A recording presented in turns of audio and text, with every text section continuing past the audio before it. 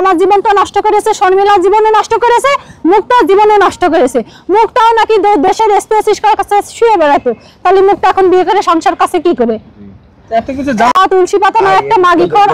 আপনি কেন আসলেন আমার প্রশ্ন এইটা। আমি শুধু জানতাম যে ওর বিয়ে হয়েছিল, বউ চলে গিয়েছে, কিন্তু ও নামাজ কালাম পড়তে নেশা করে না, এই কারণে আমি ওর কাছে আসছিলাম। কিন্তু আমি জানি না যে বউ এইভাবে মারধর করে বাচ্চা কাছে নিতে দেয় না, এটা আমি জানতাম না। বিয়ের আগেই বলছিল বিয়ের পরে আমরা 1 মাসে বাচ্চা কাছে নিয়ে নেব।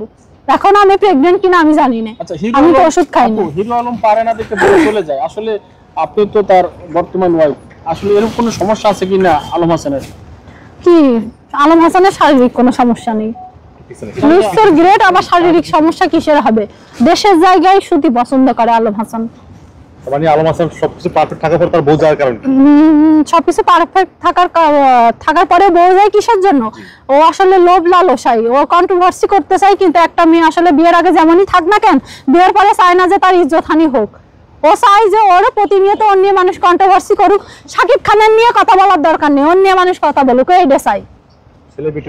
ও চাই যে আরো ওর মিলিয়ন মিলিয়ন ভিউ হোক। আপনি আগের ভিডিও দেখেন আর আমার সাথে ভিডিওর পরে দেখেন যে ওর নিয়ে কত, মানে ওর ভিডিও কতটা ভাইরাল হয়েছে।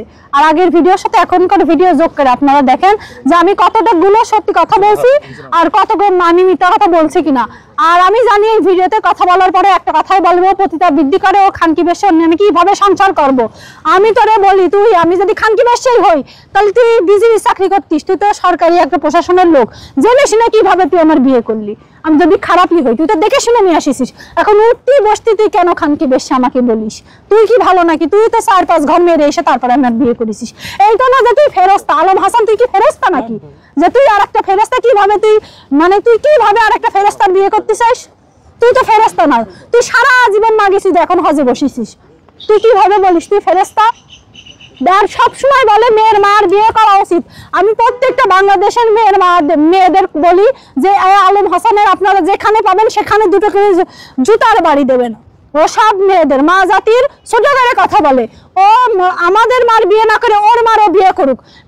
ও মা জাতির কেন ছোট করে? আপনারা যেখানে আলমের পাবেন সেখানে জুতোর বাড়ি দেবেন। তখন দেখবেন এক বউ নিয়ে সংসার করবে, বউ ব্যবসাও ছেড়ে দেবে। রিক্সা চালায় খান ভাই, তোর ভিডিও করে খেয়েন না, বউ ব্যবসা আপনারা করেন না। যারা ভিডিও করছেন আমি জানি তারা কেউ কখনো বউ হয়তো পাবলিকলি একটা ছবিও তুলতে দেন না।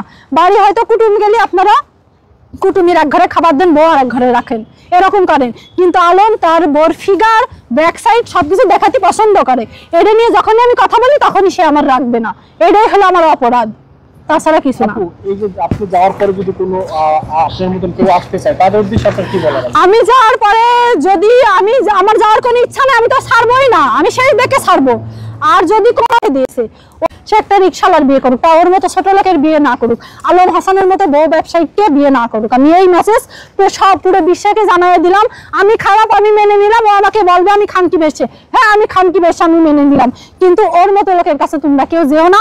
ওর অনলাইন জগতের ফেস দেখে কেউ তোমরা ওর প্রেমে পড়ো না, তোমরা ওর সাথে বিয়ে করো না, জীবন ধ্বংস হয়ে যাবে। আমি একটা শিক্ষিত মেয়ে হয়ে, আমার ফ্যামিলি আছে, আমি সবকিছু মানে জেনে শুনে ভুল করেছি। আমি যে ভুল করেছি সেই ভুল তোমরা করো না। আর শর্মিলাকে একটা মেসেজ দিই, তুমি আমাকে বুড়ি বলেছো, অনেক কথা বলেছো, এইগুলা নিয়ে আমি তোমাকে কোনো গালাগালিও দেবো না, আমি তোমাকে কোনো বাজে কথাও বলবো না। তুমি ইয়াবা অ্যাডিক্টেড অনেক কিছু বলেছো।